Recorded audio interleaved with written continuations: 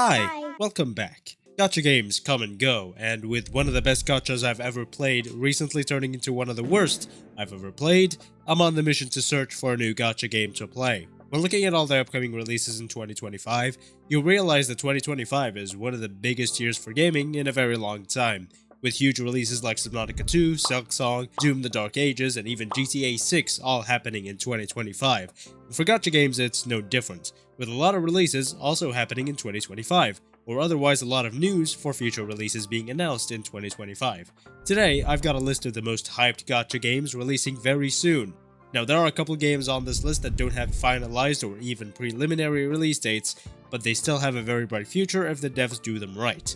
Before we start though, make sure to like, comment, and subscribe for more content like this in the future, and join the Expression and Discord server for a lovely gaming and anime community to hang out with, and participate in many giveaways and events with rewards of your choice, and also for pictures of my cat. Now let's get on to it. The first game we'll be looking at is possibly the game I am most hyped for on the list, which is Arknights Endfield. It's an open world RPG with similar combat mechanics to a game like Wuthering Waves. Griffline, or Hyperglyph, already has an amazing track record with the OG Arknights game, from a not very predatory gacha system that has very little FOMO and power creep, to a great story experience and flawless gameplay for anybody who enjoys tower defense. Problem is, not many people do enjoy tower defense, and so Endfield is their solution to that. If Griffline follows the same philosophy with Endfield that they followed with the OG Arknights, I think we'll absolutely have the gacha game of the year on our hands. Possibly even of the decade, but that may be very optimistic. If we had the gameplay quality and experience quality of Arknights, combined with the same genre and premise of games like Genshin and Wuthering Waves, it's almost guaranteed to be fun. Arknights Endfield is coming out August 30th of 2025, meaning it's around 4 months and 14 days away, and I'm counting down the days that I will be able to experience a game like that. They have the budget to create a great experience for everybody, and since Endfield is made with Unity, the likelihood of bad optimization, especially for PC players, is very low. Endfield looks very promising, from their character design to their animations to the dev team's track record, so it looks great, but there's more to come. The next game on the list is coming very soon, releasing June 5th of this year, which is Etherea Restart. It is a turn-based RPG, and if you, like me, just quit Honkai Star Rail and are searching for another turn-based game to play, then Etherea Restart seems to be perfect. I pray this game is the Honkai Star Rail killer, honestly. However, I have a lot of concerns about this game, the first of which being its very heavy focus on PvP, although it seems to counterbalance that with the fact that a lot of PvE modes are available, as well as character dupes being completely banned in PvP modes, and while that sounds great, the fact that it has a focus on PvP also means that we'll eventually probably see a lot of power creep starting to creep up. If that happens, then Etherea Restart will just be another transitional game for those who don't like power creep. While being PvP doesn't instantly set the game's destiny to having a lot of power creep, it's the most likely path, so we'll have to see how Etherea Restart handles this. Either they introduce lots of niche playstyles with lots of downsides and upsides and they balance everything well, or they go the greedy route and sell their characters through power creep. I'll of course be trying out Etherea Restart, and you probably should too. Aside from my PvP and power creep concerns about the game, it does seem to be promising, and if the devs do avoid these issues, we'll have a great game on our hands. Next, we've got Azur Promilia, which just released a new trailer a couple days ago, and people went wild for it. They unfortunately didn't announce a release date, but if I were to guess, Azur Promilia is releasing early 2026, with possibly an open beta in late 2025. Obviously, people are screaming the meme of Genshin Killer with this game, but we've seen Genshin survive like 2 Genshin Killers so far, though Yoshi's proved to be a formidable opponent.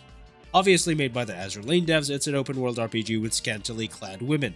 This game does have the very huge possibility and risk of being very goon bait, so if the Azur Promilia devs do go that route, the game will be losing a huge part of their prospective player base. While goomers and gooners are a force to be reckoned with when spending a ton of money on anime waifu PNGs, the casual player base who isn't parasocial like that doesn't really appreciate it, and I honestly don't either, except if it's Cantarella or Nana.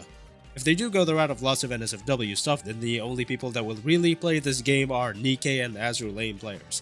But if they don't, then they will be cannibalizing a lot of players from other games, or at the very least catching their interest. I will be trying out Azur Promilia for sure, but I personally don't have much hope for it being a game that catches my interest for a very long time, unless they do something very unique. Next on the list is Neverness to Everness, one of the biggest and most hyped on the list.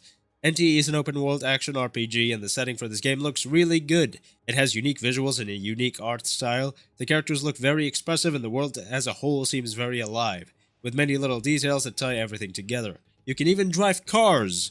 We got Gacha GTA 6 before GTA 6. Actually, this game is most likely releasing in the third quarter of 2025, so it's coming after GTA 6. We got GTA 6 before Gacha GTA 6. The combat looks very smooth and looks very enjoyable as well. The only problem I see with this game is how graphically intensive it is. While that isn't really a problem, it does mean that people with lower end devices have way less access to it unless the low graphics settings make up for that. It has some insane lighting and reflections, and if you're not able to disable those, then lower end devices will be able to run this game. Having very good graphics is both a positive and a negative in the case of a game like this, so they should definitely tread very carefully when crafting the visuals, and make sure that it's optimized for lower end devices as well, not just higher end. You shouldn't be hard luck from experiencing a game just because your itty bitty potato laptop has an integrated graphics card. Other than that though, this game looks great and very promising. If they give a great story and gameplay experience, it will no doubt be a chart topper. Next up is another very hyped up game people are looking forward to.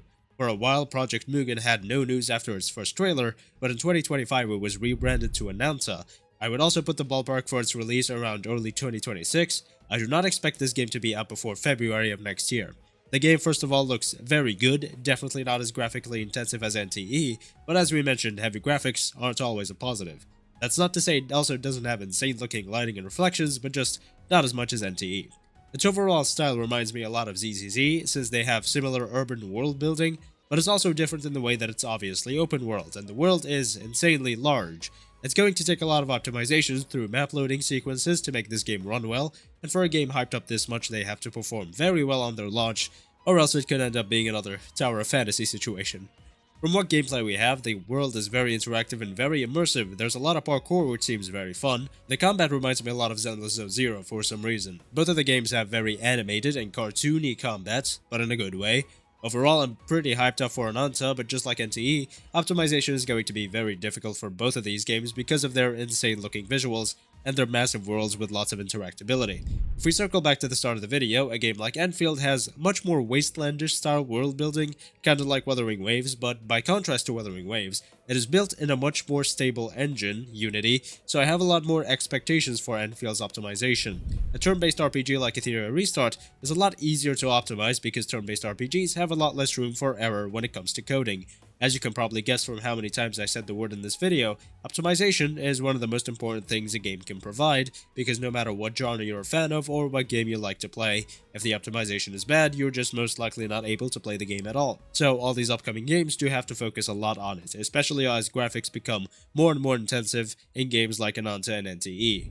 Other than that though, I have nothing left to yap about here today, so thank you so much for watching this video. Make sure to like, comment, and subscribe for more content like this in the future, and join the Express Rain Discord server for a lovely anime and gaming community to hang out with, as well as participate in many events and giveaways, and for pictures of my cat.